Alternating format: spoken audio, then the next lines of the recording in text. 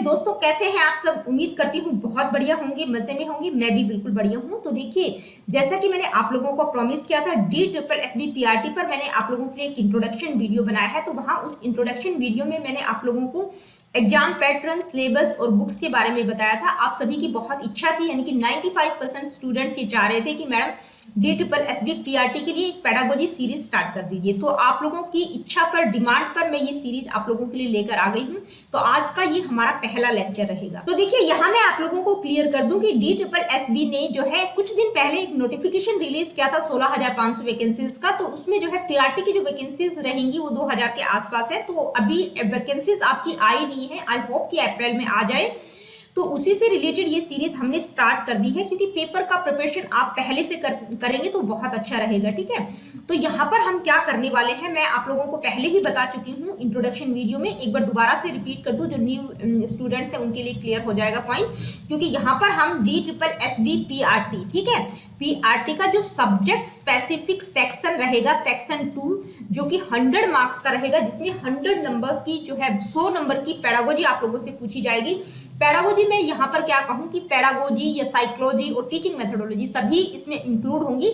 क्यों होंगी? क्योंकि DSSB ने कोई प्रिस्क्राइब्ड सिलेबस नहीं दिया है। तो यहाँ पर वो सारी चीजें, सारा सिलेबस हम कवर करेंगे जो आपने DLED यानी कि डिप्लोमा इन एलिमेंट्री एजुकेशन या BLED किया है, या DBT किया है, या NTT किया है। वहां पर आप लोगों ने जो जो टॉपिक्स पढ़े हैं वो सारे के सारे हम कवर करेंगे। तो मैं कौन कौन से टॉपिक्स कवर करवाऊंगी, तो वो लिस्ट मैंने जो है आप लोगों को इंट्रोडक्शन वीडियो में दिया है कि हम कौन कौन से टॉपिक करेंगे। हम भी वो सारे टॉपिक्स करेंगे जो आपके पूछे जा सकते हैं, क्योंकि मैंने जो टॉपिक्स इंक्लूड किए हैं वो कम से कम आपके 8-10 पेपर DSSB-PRT के एनालाइज करके वो सिलेबस मैंने डिसाइड किया है, वो मैंने आप लोगों को दे दिया। ठीक है, तो वो सभी टॉपिक्स हम करेंगे। तो ये आज हमारा पहला वीडियो है। मैंने आप लोगों को बताया था कि हम बेसिक से स्टार्ट करते हुए एडवांस की तरफ जाएंगे। तो डिप्लोमा इन एलिमेंट्री एजुकेशन, यानी कि जो भी डिप्लोमा या डिग्री आपने की है वो एलिमेंट्री एजुकेशन यानी कि एजुकेशन में आपने किया है। ठीक है, जैसे B.Ed भी करते हैं तो बैचलर इन एजुकेशन, M.Ed करते हैं तो मास्टर इन एजुकेशन। ठीक है, तो हम एजुकेशन की बात कर रहे हैं। तो सबसे पहले आप लोगों को पता होना चाहिए कि ये जो एजुकेशन शब्द है ये है क्या, एजुकेशन का मतलब क्या है। ठीक है, तो आज की इस वीडियो में हम समझेंगे कॉन्सेप्ट ऑफ एजुकेशन, यानी कि शिक्षा का संप्रत्यय क्या है। तो इस टॉपिक में जो है बहुत कुछ, सब कुछ आ जाता है कॉन्सेप्ट ऑफ एजुकेशन में। आज मैं आप लोगों को क्या क्या करवाने वाली हूँ ये मैं आप लोगों को क्लियर कर देती हूँ। आज हम क्या क्या पढ़ेंगे। ठीक है, सबसे पहले हम बात करेंगे एटिमोलॉजिकल कॉन्सेप्ट ऑफ एजुकेशन, यानी कि जो एजुकेशन शब्द है वो कहाँ से डेराइव हुआ है, कहाँ से वो पैदा हुआ है, कहाँ से आया है वो। ठीक है, Indian and western concept of education, narrow and broader concept of education, modern concept of education, traditional education और मॉडर्न एजुकेशन में डिफरेंस क्या होगा ये भी हमें पता होना चाहिए। General functions of education, AIIMS of education जो रेलिवेंट होंगे मॉडर्न इंडियन सोसाइटी में। ठीक है, करेक्टरिस्टिक्स ऑफ एजुकेशन, या हम कह सकते हैं नेचर ऑफ एजुकेशन। ठीक है, नेचर या करेक्टरिस्टिक दोनों मिलते जुलते होते हैं। ठीक है, ये सारे के सारे सब टॉपिक्स मैं आप लोगों को डिटेल में करवाऊंगी। और यहाँ पर मैं आप लोगों को क्लियर कर दूं कि DSSB-PRT के जो प्रीवियस ईयर के जो एग्जाम पेपर्स थे वो मैंने देखे थे। वहां पर एजुकेशन, टाइप्स ऑफ एजुकेशन से रिलेटेड 1 या 2 क्वेश्चंस आप लोगों को 100% देखने को मिलेंगे। तो चलिए जी, स्टार्ट करते हैं आज की इस वीडियो को। सबसे पहले हम बात करेंगे व्हाट इज एजुकेशन। देखिए, एजुकेशन क्या होती है, एजुकेशन से आप क्या समझते हैं। तो इसको सबसे पहले डेफिनेशन से हम समझते हैं। डेफिनेशन जो ली है वो मैंने ली है नेल्सन मंडेला की, जो साउथ अफ्रीकन जो है पॉलिटिशियन और एक्टिविस्ट हैं। तो उन्होंने किस तरह से एजुकेशन को डिफाइन किया है, उनका मानना है education is the most powerful weapon which you can use to change the world. देखिए, नेल्सन मंडेला ने किस तरह से एजुकेशन को डिफाइन किया है। बहुत ही ब्रॉड डेफिनेशन हम कह सकते हैं कि भाई एजुकेशन एक ऐसा पावरफुल वेपन है जिसके द्वारा, जिसको यूज करके आप पूरे वर्ल्ड को चेंज कर सकते हैं, यानी कि इतना पावरफुल वेपन है। ठीक है, शिक्षा एक ऐसा पावरफुल वेपन है जिसके द्वारा आप पूरे वर्ल्ड को चेंज कर सकते हैं। बहुत ही मैं कहूंगी कि व्यापक डेफिनेशन उन्होंने कही है कि भाई एजुकेशन एक ऐसा हथियार है जिससे आप कुछ भी कर सकते हैं, पूरे वर्ल्ड को चेंज करने की क्षमता रखते हैं। तो एजुकेशन के बारे में अगर हम बेसिक इंट्रोडक्शन की बात करें तो एजुकेशन क्या है। एजुकेशन एक इंपॉर्टेंट और पावरफुल इंस्ट्रूमेंट है। इंस्ट्रूमेंट का मतलब साधन है जिसके द्वारा किसी भी ह्यूमन बीइंग के व्यवहार को शेप दिया जा सकता है, आकार दिया जा सकता है, उसको डिजायरेबली मोल्ड किया जा सकता है, यानी कि वांछित दिशा में उसको आप मतलब रूप दे सकते हैं, आकार दे सकते हैं, जैसा चाहे आप उसको बना सकते हैं एजुकेशन के द्वारा। तो एजुकेशन क्या है? एजुकेशन एक रूट कोज है हर तरह के चेंजेज के लिए। किस तरह के चेंजेज? चाहे सोशल चेंजेज हो, कल्चरल हो, स्पिरिचुअल हो, पॉलिटिकल हो, इकोनॉमिक हो, यानी कि किसी भी तरह के चेंजेज के लिए एजुकेशन क्या है? एक रूट कोज होती है। ठीक है, तो अब एजुकेशन के बारे में हम बेसिक से समझेंगे कि भाई ये जो एजुकेशन शब्द है ये कहाँ से आया है, ठीक है, कौन सी भाषा का शब्द है, इसका मतलब क्या है। तो सबसे पहले हम बात करेंगे इटिमोलॉजिकल कॉन्सेप्ट ऑफ एजुकेशन। इटिमोलॉजिकल का मतलब ये कहाँ से उत्पन्न हुआ है, इसकी व्युत्पत्ति कहाँ से हुई है, कहाँ से इसकी उत्पत्ति हुई है, कहाँ से डेराइव हुआ है, इसकी हिस्ट्री क्या है, यानी कि इसका शाब्दिक अर्थ क्या होगा। ठीक है, तो एजुकेशन जो शब्द है इटोमोलॉजिकली अगर हम बात करें तो ये जो शब्द है कहाँ से डेराइव हुआ है? लैटिन भाषा का शब्द है। कौन सी भाषा का शब्द है? बहुत इंपॉर्टेंट बात है यहाँ पर बता रही हूँ, क्योंकि जो एक एक शब्द मैं बोल रही हूँ उसको बड़ा ध्यान से सुनिएगा। ठीक है, लैटिन भाषा का शब्द है, ये पूछा जा सकता है कौन कौन से वर्ड से ये डेराइव हुआ है? एडुकेयर, एडुशियर और एडुकेटम। देखिए आप लोग इसको एजुकेयर, एजुशियर और एजुकेटम भी बोल सकते हैं। जैसे कुछ लोग, मैं एजुकेशन बोलती हूँ, इसी तरह से कुछ लोग एजुकेशन भी बोलते हैं। ये प्रोनाउंसिएशन का डिफरेंस है, तो इसमें पजल नहीं होना है। ठीक है, क्योंकि मेरे मुंह से एजुकेशन ही निकलता है। तो एजुकेशन जो है लैटिन भाषा का शब्द है और 3 शब्दों से डेराइव्ड हुआ है। कहाँ से? कौन कौन से 3 शब्द है? एडुकेयर, एडुशियर और एडुकेटम। तीनों शब्दों का आपको पता होना चाहिए, क्योंकि ये जो क्वेश्चन इंट्रोडक्शन वीडियो में भी मैंने डाला हुआ है, ये इस टाइप का क्वेश्चन पूछा गया है कि जो एजुकेशन शब्द की उत्पत्ति कौन से शब्द से हुई है। ठीक है, अगर आप लोगों को तीनों ही ऑप्शन में दे रखे हैं और ऑल ऑफ द अबव का ऑप्शन है तो आप तीनों ही टिक करेंगे। अगर आपको इनमें से एक भी दिखता है तो आप उसी एक को टिक करेंगे, क्योंकि 3 ऑप्शन गलत होंगे। तो ये आपको ध्यान में रखना है, एडुकेयर, एडुशियर और एजुकेटम। एडुकेटम हम कह सकते हैं। तो अब आपको क्या पता होना चाहिए कि भाई ये जो 3 शब्द है ना, इनका मतलब क्या होगा। ठीक है, इनका मीनिंग क्या होगा, ये भी आपसे पूछा जा चुका है। DSSB PRT में मैंने क्वेश्चन देखा है। एडुकेयर का मतलब क्या होता है, ये मीनिंग पूछ लेगा आपसे। ठीक है, कि इसका क्या मतलब है। इनमें से कोई भी आपको ऑप्शन दे देगा, टू ब्रिंग अप हो या टू नरिश हो। तो इस एडुकेयर का मतलब क्या है? टू ब्रिंग अप और टू नरिश, यानी कि पालन पोषण करना है। एडुशियर का मतलब क्या है? टू ब्रिंग फोर्थ और टू ड्रैग आउट, या इसको हम ड्रॉ आउट भी कह सकते हैं। ठीक है, कोई भी मीनिंग आपको दे सकता है, यानी कि बाहर निकालना। एडुकेटम का क्या मतलब है? एडुकेटम का मतलब एक्ट ऑफ टीचिंग और ट्रेनिंग, यानी कि पढ़ने और सिखाने की जो क्रिया होती है उसको हम एडुकेटम कहते हैं। अब इसमें जो है 2 कंपोनेंट है, कौन कौन से? ई और दूसरा है ड्यूको। अब ये भी आपसे पूछा जा सकता है कि इसमें जो एडुकेटम शब्द है इसमें 2 कंपोनेंट है, ई और ड्यूको। तो ई का क्या मतलब है, ड्यूको का क्या मतलब है? तो ई जो कंपोनेंट है उसका मतलब है movement from inward to outward, यानी कि अंदर से बाहर की तरफ मूवमेंट। ठीक है, अंदर से बाहर की तरफ बढ़ना। और ड्यूको का क्या मतलब है? डेवलपिंग या प्रोग्रेसिंग, यानी कि विकास होना या प्रगति होना। किस चीज का? अंदर से बाहर की तरफ विकसित होना या प्रगति करना। तो इसका क्या मतलब है? अब बात आती है कि अंदर से बाहर की तरफ बढ़ना या आगे बढ़ना या प्रगति करना, इसका क्या मतलब है? तो देखिए इसका मतलब है कि बच्चे के अंदर जन्मजात कुछ मतलब ऐसी प्रवृत्तियां होती हैं, उनको बाहर की तरफ विकसित करना। वो विकसित कब होंगी? जब बच्चे को प्रॉपर इन्वायरमेंट मिलेगा, यानी कि अच्छा वातावरण मिलेगा, तो जो उसकी जो जन्मजात शक्तियां हैं उनको ग्रो करने का अच्छा मतलब वो अच्छे से विकसित हो पाएंगी।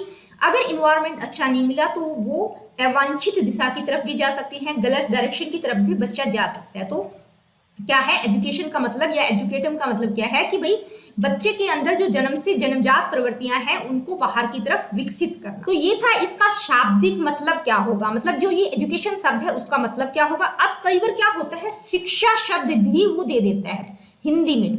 ठीक है, शिक्षा शब्द। तो शिक्षा शब्द पूछ सकता है कि भाई जो शिक्षा शब्द है वो कहाँ से डेराइव हुआ है। तो जो शिक्षा शब्द है वो कौन सी भाषा का शब्द है? वो संस्कृत भाषा का शब्द है और संस्कृत भाषा की शिक्ष धातु से निकला है। शिक्ष धातु में आ प्रत्यय लगने से निकला है, यानी कि शिक्ष धातु से। और शिक्ष का मतलब क्या है?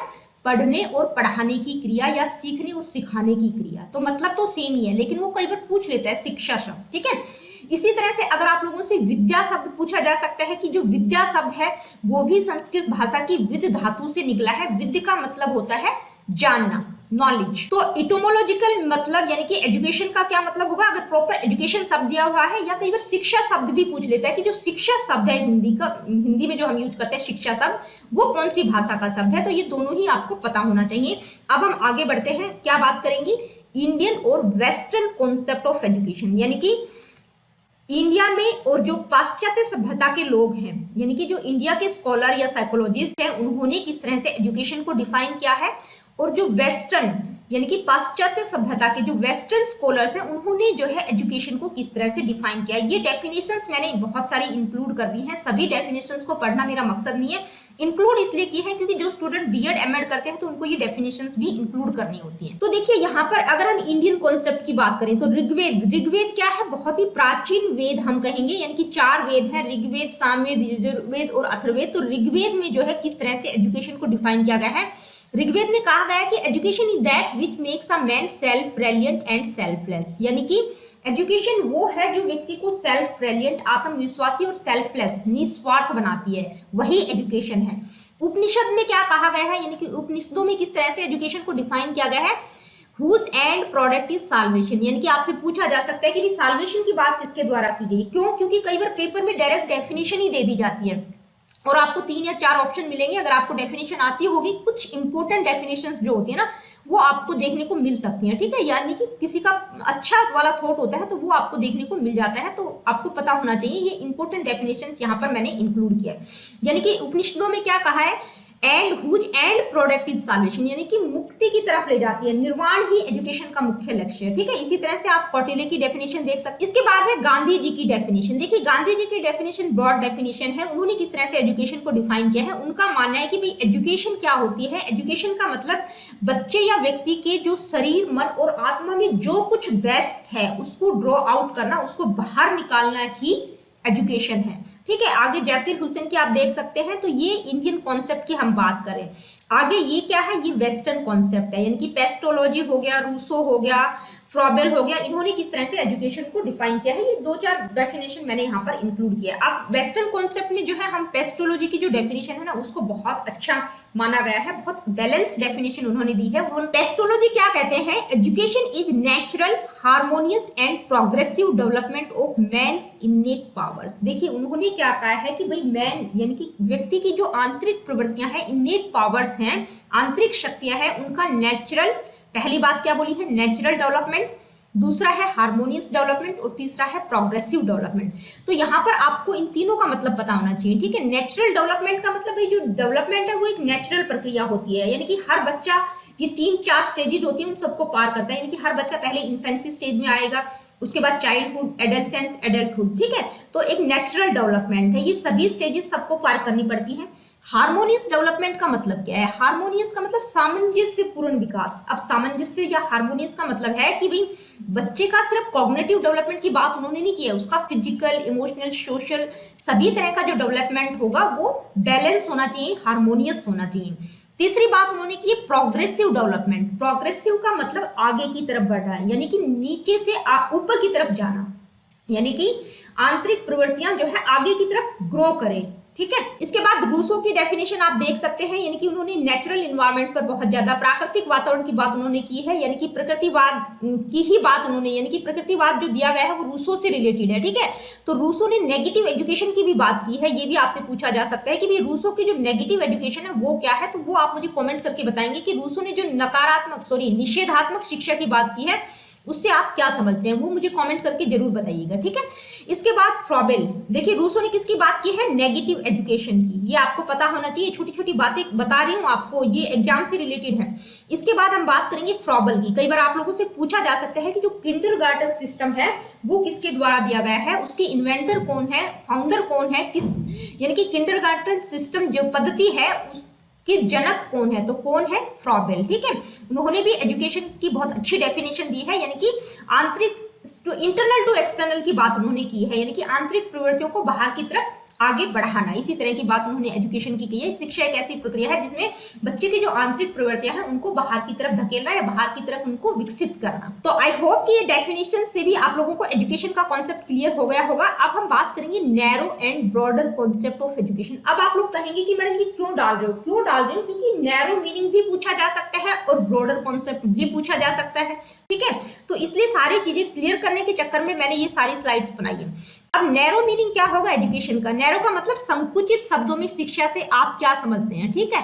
संकुचित अर्थ कहेंगे हम, नैरो मीनिंग का मतलब संकुचित। तो देखिए अगर हम नैरो मीनिंग की बात करें तो एजुकेशन से आप क्या समझते हैं? नैरो मीनिंग का मतलब संकुचित शब्दों में अगर हम शिक्षा को डिफाइन करना चाहें तो भाई शिक्षा जो है बच्चा तब जब स्कूल जाना शुरू करता है तब से उसकी शिक्षा शुरू हो जाती है, और कब कंप्लीट कर लेता है? जब उसका स्कूल कॉलेज यूनिवर्सिटी यानी कि जब वो अपनी यूनिवर्सिटी कंप्लीट कर लेता है, जो उसकी फॉर्मल एजुकेशन पूरी हो जाती है, तो उसी को कहेंगे कि भाई उसने अपनी शिक्षा पूरी कर ली है। ठीक है, तो ये क्या है? ये नैरो मीनिंग है, यानी कि स्कूल से लेके यूनिवर्सिटी लेवल तक की जो होगी वही शिक्षा है, जिसमें बच्चे में क्रिटिकल थिंकिंग और problem solving, decision making powers को डेवलप किया जाता है। ठीक है, तो संकुचित अर्थों में सिर्फ शिक्षा को हम यही कहेंगे। अगर ब्रॉडर मीनिंग की बात करूं तो ब्रॉडर क्या होगा? देखिए ब्रॉडर का मतलब व्यापक।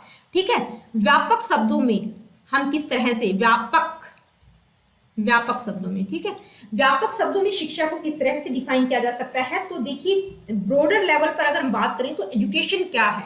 एजुकेशन का मतलब बच्चे में जो नॉलेज और स्किल्स को ही डेवलप नहीं करना है, इसके अलावा बच्चे में वैल्यूज, एटीट्यूड और बिहेवियर जो कि एक इंडिविजुअल के लिए बहुत जरूरी है समाज में रहने के लिए, तो इन सारी चीजों का डेवलपमेंट। कहने का मतलब है all round development of the child, यानी कि उसका फिजिकल डेवलपमेंट भी अच्छा होना चाहिए, उसका social development, emotional development, moral development, ये सारे एस्पेक्ट्स उसमें आ जाएंगे। किसमें आ जाएंगे? ब्रॉडर कॉन्सेप्ट में। ठीक है, आगे बढ़ते हैं। अब हम बात करेंगे मॉडर्न कॉन्सेप्ट क्या है, यानी कि आज की डेट में अगर हम एनईपी 2020 को देखें तो उसमें एजुकेशन को किस तरह से डिफाइन किया गया है। तो मॉडर्न कॉन्सेप्ट यानी कि आधुनिक संप्रदाय के अकॉर्डिंग जो है शिक्षा क्या है। तो आज के संदर्भ में अगर हम एजुकेशन की बात करें तो एजुकेशन का मतलब क्या है? तो देखिए मॉडर्न कॉन्सेप्ट ऑफ एजुकेशन यानी कि शिक्षा का जो आधुनिक संप्रदाय है, आधुनिक संदर्भ में हम शिक्षा से क्या समझते हैं? तो आज के संदर्भ में अगर हम बात करें तो जो एजुकेशन है वो क्या होनी चाहिए? लर्नर सेंटर्ड, यानी कि शिक्षार्थी केंद्रित होनी चाहिए, क्योंकि शिक्षार्थी को ध्यान में रखकर बनाई जानी चाहिए, शिक्षक को ध्यान में नहीं। क्योंकि ट्रेडिशनल एजुकेशन क्या कहती है? टीचर सेंटर, यानी कि जैसे टीचर ने जो पढ़ा है बच्चे ने वही सीख लिया। नहीं, आज की जो मॉडर्न कॉन्सेप्ट कहता है कि भाई लर्नर को ध्यान में रखा जाना चाहिए। ठीक है, तो लर्नर क्या है? उसका सेंटर प्लेस है एजुकेशन प्रोसेस में। दूसरी बात मॉडर्न कॉन्सेप्ट के अकॉर्डिंग क्या है कि भाई बच्चे के अंदर कुछ इनहेरेंट कैपेसिटीज, कैपेबिलिटीज होती हैं, तो उसके लिए इस तरह का सोशल इन्वायरमेंट बच्चे को प्रोवाइड किया जाए ताकि उसकी जो भी कैपेबिलिटीज है वो अच्छे से विकसित हो सके, उनको विकसित होने का मौका मिले। ठीक है, अगर करिकुलम की बात करें तो एक्टिविटी सेंटर्ड होना चाहिए। ठीक है, पहले क्या होता था? ट्रेडिशनल कॉन्सेप्ट एजुकेशन का क्या कहता है कि भाई सिर्फ स्कूलों में ही शिक्षा दी जाती थी। ठीक है, लेकिन आज का जो मॉडर्न कॉन्सेप्ट यानी कि आधुनिक संदर्भ में अगर हम शिक्षा की बात करें तो फॉर्मल, इनफॉर्मल, नॉन फॉर्मल, इसके अलावा सोशल मीडिया, इंटरनेट के द्वारा भी शिक्षा ग्रहण की जा सकती है। ठीक है, सिर्फ स्कूल ही एक एजेंसी नहीं है जिसके द्वारा बच्चे शिक्षा ग्रहण कर सकते हैं, इसके अलावा बहुत सारे ऑप्शन है जिनके द्वारा व्यक्ति एजुकेशन ले सकता है। तो अब हम कुछ इंपॉर्टेंट बातें मैं यहाँ पर आप लोगों को बताने वाली हूँ कि भाई जो ट्रेडिशनल एजुकेशन थी वो और मॉडर्न एजुकेशन में क्या डिफरेंस है। ये पॉइंट आपको क्लियर होने चाहिए क्योंकि ये पूछे जा सकते हैं, इसलिए मैंने यहाँ पर इंक्लूड किए हैं। ठीक है, ट्रेडिशनल एजुकेशन की बात करें तो टीचर सेंटर्ड होती है। ये कौन सी? मॉडर्न एजुकेशन लर्नर सेंटर्ड है। Traditional education subject specific knowledge provide करता है। मॉडर्न एजुकेशन के अनुसार सब्जेक्ट स्पेसिफिक के साथ साथ स्किल बेस्ड नॉलेज भी प्रोवाइड की जानी चाहिए। ट्रेडिशनल एजुकेशन में one way transfer of knowledge, यानी कि सिर्फ टीचर ही होता था जो सिर्फ बच्चों को शिक्षा देता था, लेकिन आज की डेट में मल्टी वे है, यानी कि बहुत सारे अलग अलग तरीकों के द्वारा भी आप नॉलेज गेन कर सकते हैं, ट्रांसफर की जा सकती है। ट्रेडिशनल जो कॉन्सेप्ट है वो क्या था? पैसिव और लिमिटेड। ठीक है, आज का जो मॉडर्न कॉन्सेप्ट यानी कि आधुनिक संदर्भ में अगर हम बात करें तो क्या है? इंटरेक्टिव और इंगेजिंग है। ट्रेडिशनल कॉन्सेप्ट कहता है कि थ्योरेटिकल होती है एजुकेशन, लेकिन जो मॉडर्न कॉन्सेप्ट है वो कहता है कॉन्सेप्चुअल और प्रैक्टिकल होनी चाहिए। आगे बढ़ते हैं, अब हम बात करेंगे जनरल फंक्शंस ऑफ एजुकेशन, यानी कि शिक्षा के सामान्य कार्य क्या क्या हो सकते हैं। ठीक है, क्या क्या होते हैं? तो क्या होती है शिक्षा के द्वारा? भाई क्या क्या किया जा सकता है? प्रोग्रेसिव डेवलपमेंट ऑफ इनेट पावर, यानी कि व्यक्ति की जो इनेट पावर्स है उनका progressive development. All round development of personality, किसी के व्यक्तित्व का ऑल राउंड डेवलपमेंट होना। Control, redirection and sublimation of instincts, यानी कि जो प्रवृत्तियां हैं उन पर कंट्रोल करना, उनको रीडायरेक्ट करना, उनका उत्थान करना। ठीक है, character building and moral development बच्चे का। क्रिएशन ऑफ गुड सिटीजन, मतलब एक अच्छा नागरिक तैयार करना, क्रिएट करना। अवेकनिंग ऑफ सोशल फीलिंग्स के प्रति जागृत करना। Preparation of culture and civilization, यानी कि कल्चर और सिविलाइजेशन के लिए प्रिपेयर करना। डेवलपिंग ऑफ इंडिविजुअलिटी का development. Preparation for life, life के लिए तैयार करना। प्रमोशन ऑफ सोशल एफिकेसीज, यानी कि जो सामाजिक दक्षता है उसको प्रमोट करना, ठीक है। तो ये कुछ साधारण कार्य हम कह सकते हैं एजुकेशन के ये होने चाहिए। इसके अलावा अब हम बात करेंगे एम्स ऑफ एजुकेशन जो रेलिवेंट होंगे मॉडर्न इंडियन सोसाइटी में। तो देखिए कौन कौन से एम्स हो सकते हैं जो रेलिवेंट होंगे मॉडर्न इंडियन सोसाइटी में, यानी कि आधुनिक संदर्भ में, आधुनिक समाज में जो रेलिवेंट होंगे। सबसे पहले फर्स्ट पॉइंट है इनहेंसिंग क्रिटिकल थिंकिंग स्किल्स, यानी कि बच्चे में क्रिटिकल थिंकिंग स्किल्स को इनहेंस करना, बढ़ाना। क्यों करना? क्योंकि बच्चा क्रिटिकली चीजों को एनालाइज करे, इवैल्यूएट करे इंफॉर्मेशन को, यानी कि अपनी डिसीजन वो खुद ले सके, प्रॉब्लम को वो इफेक्टिवली सोल्व कर सके। कब कर पाएगा? जब वो क्रिटिकली एनालाइज करेगा, ठीक है। नेक्स्ट क्या है? Promoting creativity and innovation. देखिए क्रिएटिविटी और इनोवेशन दो इसेंशियल स्किल्स हैं, बहुत इंपॉर्टेंट है इनको प्रमोट करना।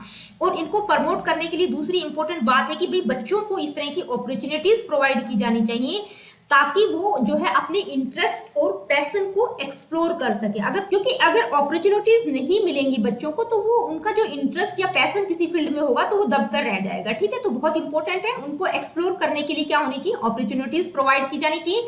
साथ ही उनको इंकरेज करना बहुत जरूरी है ताकि वो क्या करे? Think outside the box. अब ये एक इंपॉर्टेंट बात है, थिंक आउटसाइड द बॉक्स का मतलब है कि भाई बच्चे में डाइवर्जेंट थिंकिंग को डेवलप करना, यानी कि वो डाइवर्ज होकर सोचे, दिशाओं में सोचे, कन्वर्ज होकर ना सोचे, ठीक है। कन्वर्जेंट थिंकिंग और डाइवर्जेंट थिंकिंग क्या होती है?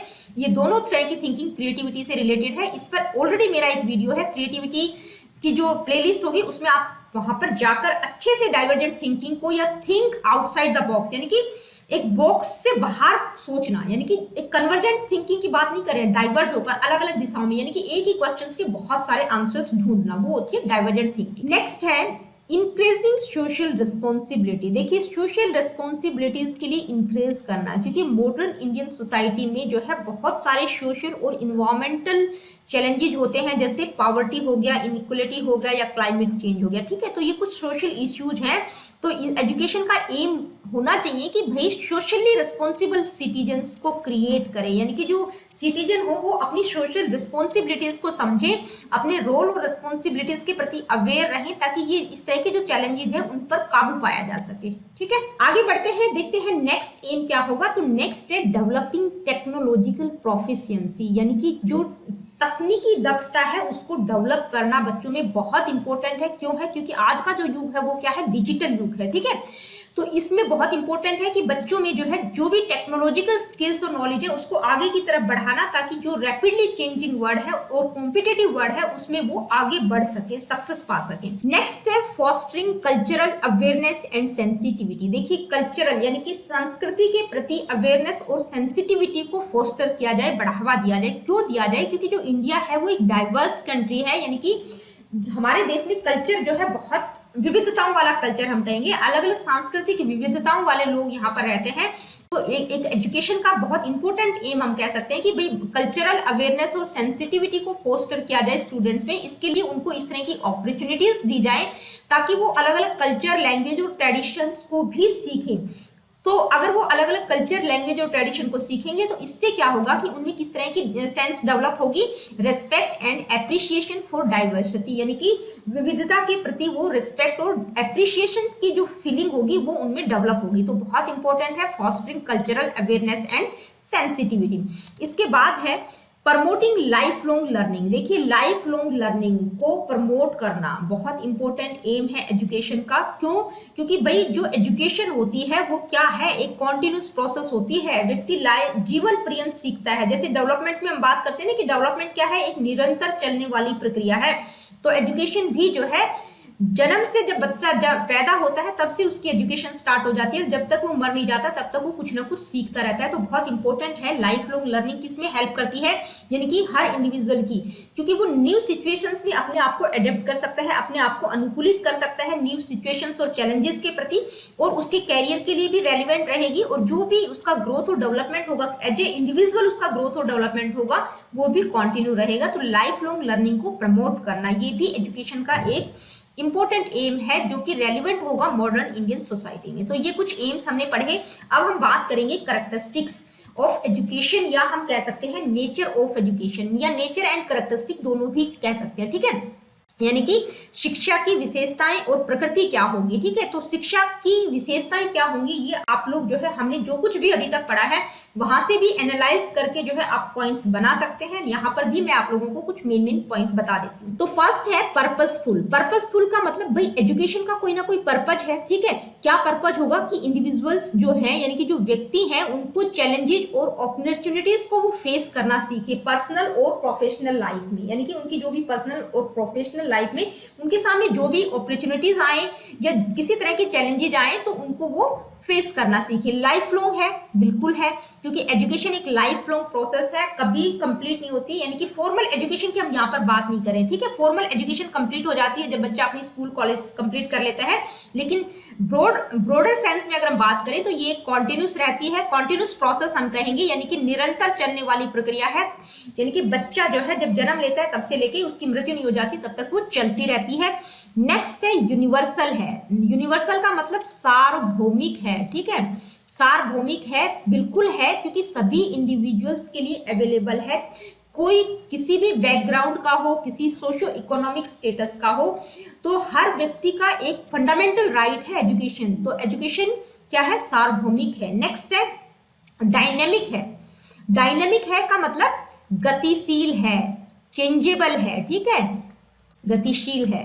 कैसे है, क्योंकि जैसे ही सोसाइटी में किसी भी तरह के या टेक्नोलॉजी के कारण किसी या इकोनॉमी में जो भी चेंजेस आते हैं तो एजुकेशन में भी वो चेंजेस देखने को मिलेंगे। ठीक है, education is modification of behaviour. बिल्कुल, एजुकेशन के द्वारा व्यक्ति के व्यवहार में क्या आता है, मॉडिफिकेशन आता है, इंप्रूवमेंट आता है। ठीक है, आगे बढ़ते हैं। नेक्स्ट क्या है, देखिए यहाँ पर ये दो जो करेक्टरिस्टिक्स है ना बहुत इंपॉर्टेंट है, इनको आप अच्छे से समझिएगा। मैं जो मेन चीजें आप लोगों को बता रही हूँ उनको ध्यान में रखिएगा, क्योंकि सब चीजें लिखना बहुत मुश्किल है। ठीक है, तो जो मैं समझा रही हूँ उसको समझिएगा। Education is bipolar process. आपके एग्जाम के हिसाब से मैं आपको चीजें बता रही हूँ कि भाई जो एजुकेशन है वो एक बायपोलर प्रोसेस है। बायपोलर को हम क्या कहेंगे, जिसके 2 पोल्स होंगे। ठीक है, ट्राइपोलर का मतलब होता है जिसके 3 पोल्स होंगे। तो सबसे पहले बात करते हैं बायपोलर प्रोसेस, यानी कि द्विध्रुवीय प्रक्रिया है ये, जिसके 2 पोल्स होंगे। ठीक है, तो ये बात किसने कही है आपको पता होना चाहिए। आपके एग्जाम में, आपके पेपर में क्वेश्चन आ सकता है कि बायपोलर प्रोसेस की बात किसके द्वारा की गई है। किसके द्वारा की गई है, जॉन एडम्स। ठीक है, इन्होंने कहा है कि एजुकेशन के 2 पोल होंगे। कौन कौन से, एक तो होगा टीचर और दूसरा होगा स्टूडेंट। ठीक है, तो इसमें क्या होगा, जो बायपोलर प्रोसेस है in which one personality act on another to modify the development of the other person. यानी कि जो 2 व्यक्ति होंगे, एक प्रभावित करने वाला होगा, दूसरा प्रभावित होने वाला होगा। ठीक है, तो जो प्रभावित करेगा वो कौन होगा, टीचर होगा, और जो प्रभावित होंगे वो कौन होंगे, जो स्टूडेंट्स होंगे, वो प्रभावित होने वाली पर्सनैलिटी होगा। ठीक है, तो इसकी बात बायपोलर प्रोसेस की बात जॉन एडम्स के द्वारा की गई है। इसके अलावा आपको एक और पता होना चाहिए कि बायपोलर प्रोसेस की बात जो है रॉस के द्वारा भी की गई है। ठीक है, रॉस ने भी कहा है कि एजुकेशन क्या है, एक बायपोलर प्रोसेस है। तो ये 2 साइकोलॉजिस्ट है, ध्यान में रखिएगा। इसके बाद बात करते हैं एजुकेशन इज अ ट्राइपोलर, यानी कि एजुकेशन 3 डायमेंशनल भी कह सकते हैं या ट्राइपोलर, 3 ध्रुवीय प्रक्रिया है। ठीक है, इसके 3 डायमेंशंस होंगे। कौन कौन से होंगे, देखिए ये बात किसने कही है और कौन कौन से 3 डायमेंशंस की बात की गई है ये आपको पता होना चाहिए। तो सबसे पहले किसने कहा है, जॉन डीवी ने। और एक और ट्राइपोलर प्रोसेस की बात किसके द्वारा की गई है ये भी आपको पता होना चाहिए, किसने कही है, रायबर्न। अब बात करते हैं कि भी जॉन डीवी ने कौन से 3 पोलर की बात की है, यानी कि कौन कौन से 3 पोल होंगे एजुकेशन के। तो उन्होंने कहा है कि भाई टीचर और स्टूडेंट तो होगा ही होगा। ठीक है, जो थर्ड बात उन्होंने कही है, सोसाइटी की बात उन्होंने कही है, या सोशल इन्वायरमेंट हम किसको कह सकते हैं। ठीक है, उनका मानना है कि टीचर और स्टूडेंट के अलावा जो सोसाइटी है वो बहुत इंपॉर्टेंट है। क्यों है, क्योंकि society which will determine the AIIMS, contents and methods of teaching. क्योंकि जिस सोसाइटी में रहते हैं तो उसी के अकॉर्डिंग जो भी मतलब एजुकेशन के एम्स, कंटेंट और जो मेथड होंगे वो सोसाइटी के अकॉर्डिंग होंगे। ठीक है, तो सोसाइटी का अहम रोल उन्होंने कहा है। अब जो ट्राइपोलर प्रोसेस की बात की है रायबर्न ने भी की है। उन्होंने कौन से 3 पोल बताए हैं ये भी आपको पता होना चाहिए। तो टीचर और स्टूडेंट तो है ही 2। ठीक है, इसके अलावा रायबर्न ने क्या कहा है, उन्होंने कहा है सिलेबस। ठीक है। तीसरा जो पोल है उन्होंने कहा है सिलेबस, या हम कह सकते हैं पाठ्यचर्या। ठीक है, पाठ्यचर्या या सिलेबस। उन्होंने कहा है कि भाई एजुकेशन एक ट्राइपोलर प्रोसेस है और उसके जो 3 पोल होंगे, 3 ध्रुवीय प्रक्रिया किस तरह से है, इसमें टीचर, स्टूडेंट और सिलेबस होगा। यानी कि टीचर किसको पढ़ाएगा, स्टूडेंट्स को, और क्या पढ़ाएगा, सिलेबस कंप्लीट करवाएगा। तो उन्होंने ये 3 पोल की बात की है। ये चीजें जो है मैं आपको एग्जाम के पॉइंट ऑफ व्यू से आपको बता रही हूँ। नेक्स्ट है वैल्यू ड्रिवन। देखिए एजुकेशन क्या होती है, वैल्यू ड्रिवन होती है, यानी कि वैल्यूज को इंस्टॉल करती है, वैल्यूज और एटीट्यूड को इंस्टॉल करती है, ताकि जो है लोगों का पर्सनल और सोशल डेवलपमेंट हो सके। ठीक है, वैल्यूज कौन कौन सी हो सकती है, जैसे रिस्पेक्ट है, रिस्पॉन्सिबिलिटी है, ऑनेस्टी है, एम्पैथी है। ठीक है, तो ये कुछ इंपॉर्टेंट कैरेक्टरिस्टिक्स यहाँ पर थी। तो दोस्तों आज की वीडियो में इतना ही। अगली वीडियो में हम बात करेंगे टाइप्स ऑफ एजुकेशन और उसके साथ ही एक दूसरा टॉपिक भी डिस्कस करेंगे, यानी कि एजुकेशन से मिलती जुलती कुछ टर्म्स है, उनमें क्या डिफरेंस होता है, वो मैं आपको कल की वीडियो में बताऊंगी। तो मिलती हूँ आप लोगों से अपनी अगली वीडियो में। Really good, take care of yourself. देखिए अगर वीडियोस आप लोगों के लिए इंफॉर्मेटिव है, हेल्पफुल है, तो please like, share and do subscribe the education classes. ये बिल्कुल फ्री है और बिल्कुल क्वालिटेटिव वीडियोस में यहाँ पर आप लोगों को प्रोवाइड कर रही हूँ। किसी प्रकार का क्वेश्चन, क्वेरीज या कमेंट, आप कुछ कहना चाहते हैं, कुछ पूछना चाहते हैं, कुछ फीडबैक देना चाहते हैं, do comment in the comment section.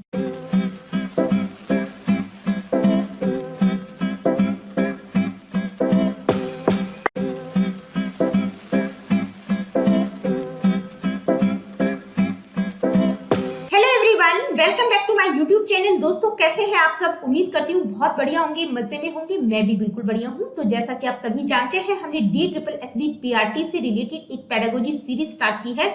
तो उसी सीरीज का आज ये हमारा सेकंड लेक्चर रहेगा और आज की इस वीडियो में हम डिस्कस करेंगे टाइप्स या एजेंसीज ऑफ एजुकेशन। देखिए टाइप्स ऑफ एजुकेशन यानी कि शिक्षा के प्रकार कितने होते हैं, उन सभी को हम डिस्कस करेंगे। कई बार क्वेश्चन किस तरह से पूछ लिया जाता है कि एजेंसीज कौन कौन सी होती हैं एजुकेशन की। तो एजेंसीज भी 3 ही होती हैं, कौन कौन सी, फॉर्मल, इनफॉर्मल और नॉन फॉर्मल। और टाइप्स भी 3 ही होते हैं, फॉर्मल, इनफॉर्मल और नॉन फॉर्मल। इन तीनों ही टाइप्स या 3 तरह की एजेंसीज को आज की इस वीडियो में हम बिल्कुल डिटेल में समझेंगे। देखिए मैं यहाँ पर आप लोगों को क्लियर कर दूं कि DSSB PRT का जो एग्जाम है उसमें 2 सेक्शन होते हैं। पहला पेपर जो होगा वो जर्नल होगा, सेकंड जो सब्जेक्ट स्पेसिफिक पेपर रहेगा 100 मार्क्स का। तो जो सब्जेक्ट स्पेसिफिक पेपर है 100 नंबर का, उसी से रिलेटेड टॉपिक्स को हम यहाँ पर कवर करेंगे। टॉपिक्स हम कौन कौन से कवर करेंगे, ये मैंने जो पहला इंट्रोडक्शन वीडियो बनाया था DSSB PRT का सिलेबस, एग्जाम पैटर्न और बुक से रिलेटेड, उसमें आप लोग देख सकते हैं कि कौन कौन से टॉपिक्स हम यहाँ कवर करने वाले हैं। और मैं दोबारा से आप लोगों को क्लियर कर दूं कि इसमें हम वो सारे टॉपिक्स कवर करेंगे जो आपके DSSB PRT एग्जाम में पूछे जाते हैं। मैंने सभी यानी कि कम से कम 8-10 पेपर्स को एनालाइज करके आपका जो सिलेबस डिसाइड किया है वो मैंने आपको दे दिया है कि कौन कौन से टॉपिक्स हम कवर करेंगे, वहां पर आप देख सकते हैं। तो वो सारे टॉपिक्स रहेंगे जो आपने DLED में पढ़ा है। तो आज की इस वीडियो में हम 2 टॉपिक डिस्कस करेंगे। पहला टॉपिक है टाइप्स या एजेंसीज ऑफ एजुकेशन, जिसमें हम तीनों तरह के टाइप्स को डिस्कस करेंगे। जो दूसरा टॉपिक है वो है discrimination between education, training, instruction, schooling and indoctrination. बहुत ही इंपॉर्टेंट टॉपिक है, आपके एग्जाम को ध्यान में रखते हुए मैंने इसको इंक्लूड किया है, क्योंकि ये जो टर्म्स है ये मिलती जुलती हैं, लेकिन इन सभी का बिल्कुल डिफरेंट मीनिंग होता है। उन सब चीजों को हम आज की इस वीडियो में समझेंगे कि इनमें क्या भेद होता है इन सारी टर्म्स में। ठीक है, तो चलिए स्टार्ट करते हैं आज की इस वीडियो को। सबसे पहले हम टाइप्स की बात करेंगे, या हम कह सकते हैं एजेंसीज ऑफ एजुकेशन। ठीक है, हम टाइप्स को ध्यान में रखते हुए चल रहे हैं, आपसे एजेंसीज भी पूछा जा सकता है। अब टाइप्स ऑफ एजुकेशन करने से पहले मैं आप लोगों को क्लियर करना चाहूंगी कि कॉन्सेप्ट ऑफ एजुकेशन यानी कि एजुकेशन होती क्या है, जिसमें हमने meaning, definition, nature and characteristics, functions, aims of education, इन सभी को हमने बिल्कुल डिटेल में किया है। तो पहला लेक्चर आप वहां पर देख सकते हैं। ठीक है, एजुकेशन होती क्या है, यहाँ पर मैं दोबारा से रिपीट नहीं करूंगी, सिर्फ बेसिक आप लोगों को बता रही हूँ कि भाई एजुकेशन क्या होती है। एजुकेशन में वो सारे लर्निंग एक्सपीरियंसेस आ जाते हैं जो हम फॉर्मल, इनफॉर्मल और नॉन फॉर्मल तरीके से सीखते हैं। तो एजुकेशन अपने आप में बहुत ही ब्रॉड टर्म होती है। एजुकेशन का मतलब होता है बच्चे का ऑलराउंड डेवलपमेंट करना। तो एजुकेशन सिर्फ क्लास की जो 4 दीवारी होती है उसी तक सीमित नहीं होती। कितने टाइप्स होते हैं, 3 मेन टाइप्स में हम एजुकेशन को डिवाइड करते हैं। कौन कौन से टाइप्स हैं, फॉर्मल एजुकेशन, इनफॉर्मल एजुकेशन और नॉन फॉर्मल एजुकेशन। तो सबसे पहले बात करेंगे फॉर्मल एजुकेशन की। देखिए फॉर्मल एजुकेशन को हिंदी में हम कहेंगे औपचारिक शिक्षा, ठीक है। तो औपचारिक शिक्षा क्या होती है या हम कह सकते हैं फॉर्मल एजुकेशन क्या होता है। तो फॉर्मल एजुकेशन का मतलब जहां पर सारी औपचारिकताएं पूरी करनी होती हैं, यानी कि ये वो शिक्षा होती है जिसके द्वारा बच्चे के व्यवहार में संशोधन किया जाता है, मॉडिफिकेशन किया जाता है। ये एक मतलब फॉर्मल मैनर में बच्चों को दी जाती है। जैसे ही बच्चा स्कूल में प्रवेश लेता है तब से उसकी फॉर्मल एजुकेशन स्टार्ट हो जाती है और कंटिन्यू कब तक रहती है, this continues from an elementary school to secondary school and further on to colleges. यानी कि जब वो अपनी कॉलेजेस यूनिवर्सिटीज में जो भी उसको एजुकेशन लेनी होती है उसको कंप्लीट कर लेता है तो वहां पर उसकी फॉर्मल एजुकेशन कंप्लीट होती है, ठीक है। तो फॉर्मल एजुकेशन जो है स्कूल, कॉलेजेस और यूनिवर्सिटीज में प्रोवाइड की जाती है, फॉर्मल तरीके से दी जाती है। यानी कि इस तरह की जो एजुकेशन होती है उसमें जो भी AIIMS, objectives, curriculum, syllabus, time table, examination system किस तरह का होगा, यानी कि किस तरह से एग्जामिन बच्चे को किया जाएगा, इवैल्यूएशन की पद्धतियां क्या होंगी, किस तरह से उनको इवैल्यूएट करना है, सब कुछ प्री प्लान होता है, प्री डिसाइडेड होता है और फॉर्मल मैनर में होता है, ठीक है। मतलब सब तरह की औपचारिकताएं वहां पर पूरी करनी पड़ती है। इसके बाद जब बच्चा अपनी फॉर्मल एजुकेशन पूरी कर लेता है तो उसको एक ऑथेंटिक डिग्री डिप्लोमा भी प्रोवाइड किया जाता है, ठीक है। फॉर्मल एजुकेशन के अगर हम एग्जाम्पल की बात करें तो एग्जाम्पल्स में क्या आ जाएगा, या हम कह सकते हैं एजेंसीज कौन कौन सी होंगी। तो स्कूल, कॉलेजेस और यूनिवर्सिटीज, यहाँ पर बच्चा जो है फॉर्मल एजुकेशन लेता है, यही फॉर्मल एजुकेशन के एग्जाम्पल हो सकते हैं, एजेंसीज हो सकती हैं, ठीक है। अब हम बात करेंगे एडवांटेजेस क्या क्या होंगी फॉर्मल एजुकेशन की। तो यानी कि जो फॉर्मल एजुकेशन है उसकी जो है विशेषताएं कह सकते हैं, या इसके लाभ कह सकते हैं, या इसकी प्रॉज कह सकते हैं, ठीक है।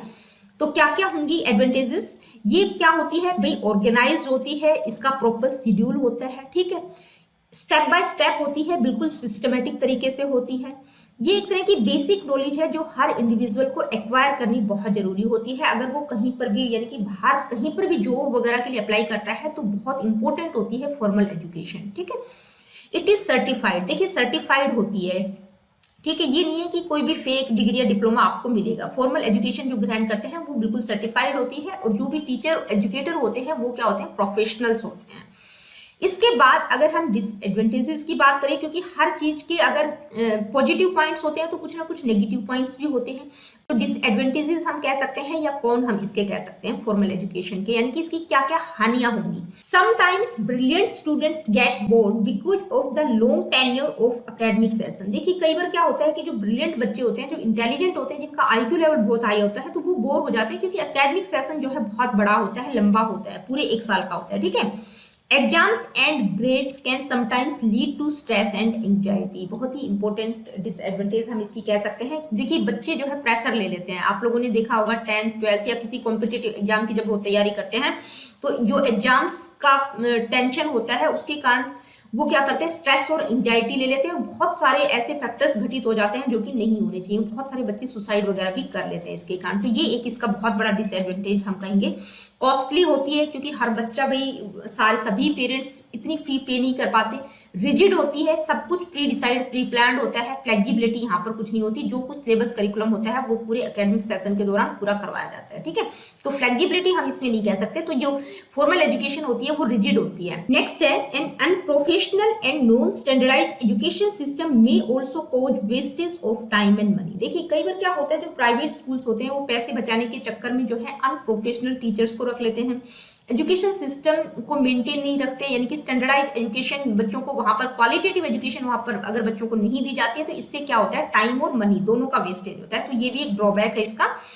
अब हम बात करेंगे इनफॉर्मल एजुकेशन की, यानी कि इनफॉर्मल एजुकेशन क्या होती है। इनफॉर्मल का हिंदी मतलब क्या होगा, इनफॉर्मल का मतलब अनौपचारिक, इसको हिंदी में हम क्या कहेंगे, अनौपचारिक शिक्षा, ठीक है। अनौपचारिक शिक्षा क्या होती है, तो देखिए इनफॉर्मल का मतलब जो इनफॉर्मल तरीके से होती है, जिसमें किसी प्रकार की कोई फॉर्मेलिटीज नहीं होती। तो इनफॉर्मल लर्निंग में या इनफॉर्मल एजुकेशन में वो सारे लर्निंग एक्सपीरियंसेस आ जाएंगे जो बच्चा फॉर्मल एजुकेशन सिस्टम से बाहर से सीखता है, यानी कि जो फॉर्मल तरीके से नहीं सीखता, उसके अलावा जहां से भी जो कुछ वो एजुकेशन ग्रहण कर रहा है वो सारे किस में आ जाएंगे, वो सारे लर्निंग एक्सपीरियंसेस इनफॉर्मल एजुकेशन में आ जाएंगे, ठीक है।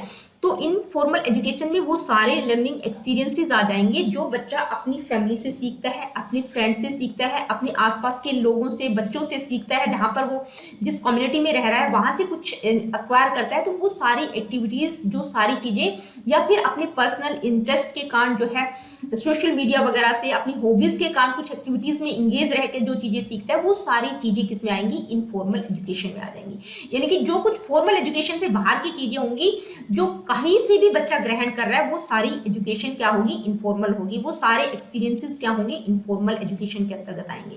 एग्जाम्पल की अगर हम बात करें या एजेंसीज की अगर हम बात करें, तो जो education family, friends, participation in community based activities, यानी कि अपने फैमिली से, फ्रेंड्स से, कम्युनिटी बेस्ड एक्टिविटीज, या जैसे आप मार्केट में जा रहे हैं, सिनेमा हॉल में आप मूवी देख के आ रहे हैं, वहां से कुछ आपके लर्निंग एक्सपीरियंसेस आ रहे हैं, ठीक है। जैसे मार्केट में आप जा रहे हैं, कोई आपको रोड के नियम बता देता है कि भाई, या आपको ट्रैफिक के रूल्स समझा देता है, तो वो बाहर से आप सीख रहे हैं, इनफॉर्मल तरीके से वो चीजें आप सीख रहे हैं, ठीक है। तो ये सब क्या आ जाएंगे? इनफॉर्मल एजुकेशन के एग्जाम्पल्स या इनफॉर्मल एजुकेशन की एजेंसीज। देखिए बहुत बार या DSSB में इस तरह के क्वेश्चंस पूछे भी जाते हैं, यानी कि कोई भी एग्जांपल आपको दे दिया जाएगा, जैसे आपको दे दिया कि भाई बच्चा जो है कम्युनिटी बेस्ड जो एक्टिविटीज होती है या फैमिली फ्रेंड से जो कुछ सीखता है, तो वो कौन सी एजेंसी होगी एजुकेशन की, या टाइप होगा एजुकेशन का, तो कौन सा होगा? इनफॉर्मल, यानी कि जो इनफॉर्मल तरीके से सीख रहा है। अब हम बात करेंगे एडवांटेजेस क्या होंगी इनफॉर्मल एजुकेशन की। तो देखिए एडवांटेजेस की अगर हम बात करें, तो सबसे इंपॉर्टेंट बात क्या है कि भाई ये नेचुरल लर्निंग प्रोसेस है, यानी कि बच्चा कहीं से भी, जहां से भी उसको सीखने को मिल रहा है, वहां से वो सीख सकता है। इसके लिए इंपॉर्टेंट क्या है कि भाई रेगुलर प्रैक्टिस और पॉलिशिंग का मतलब वो शू पॉलिश वाली बात नहीं है। पॉलिश का मतलब बिल्कुल चीजों को रिपीट करते रहना, सीखते रहना, बार बार प्रैक्टिस करते रहना, ठीक है, ये इंपॉर्टेंट है। It utilize a variety of techniques and does not have a specific time span. एक तो इसका कोई स्पेसिफिक टाइम नहीं है, बच्चे का जब मन करे तब वो सीख सकता है। इसमें अलग अलग तरह की वेराइटीज का वो यूज कर सकता है, किसी भी टेक्निक से जो कुछ सीखना चाहे वो सीख सकता है, बिल्कुल फ्री है, ठीक है। There is no need to hire experts और प्रोफेशनल्स फॉर दिस लर्निंग। इस तरह की लर्निंग के लिए कोई एक्सपर्ट या कोई प्रोफेशनल्स को एक्वायर हायर करने की आवश्यकता नहीं होती। कहीं से भी, जैसे बच्चा सोशल मीडिया से सीख रहा है, अपनी हॉबीज के कारण सीख रहा है, कोई बाहर से कोई व्यक्ति आता है, वो उसको कुछ सिखा देता है, वहां से कुछ चीज एक्वायर कर रहा है, ठीक है। तो इसके लिए किसी भी तरह के किसी एक्सपर्ट की आवश्यकता नहीं है। ये तो इसकी एडवांटेजेस होगी। अब डिसएडवांटेजेस की बात कर लेते हैं। डिसएडवांटेजेस भी क्या क्या आ सकता है भाई? इनफॉर्मल तरीके से बच्चा सीख रहा है, तो मेन क्या रहेगा? There is plenty of misinformation available on various social media platform. तो देखिए आज की डेट में आप सभी जानते हैं सोशल मीडिया प्लेटफॉर्म्स पर मतलब मिस इन्फॉर्मेशन बहुत ज्यादा अवेलेबल है, तो वहां से बच्चा जो है गलत डायरेक्शन में भी जा सकता है, कुछ भी गलत भी वो सीख सकता है, ठीक है। It does not follow a proper schedule और अ टाइम स्पेन, यानी कि इसका एक प्रॉपर शेड्यूल नहीं होता। प्रॉपर शेड्यूल नहीं होता तो कंसिस्टेंसी नहीं रहती है, टाइम स्पेन प्रॉपर नहीं है, ठीक है। There is an absence of discipline and attitude almost amongst the learners, यानी कि जो लर्नर है उनमें एक प्रॉपर एटीट्यूड और प्रॉपर डिसिप्लिन को वो फॉलो नहीं कर पाएगा, क्योंकि अगर इनफॉर्मल तरीके से सीख रहा है तो डिसिप्लिन और एटीट्यूड की हम बात ही नहीं कर सकते।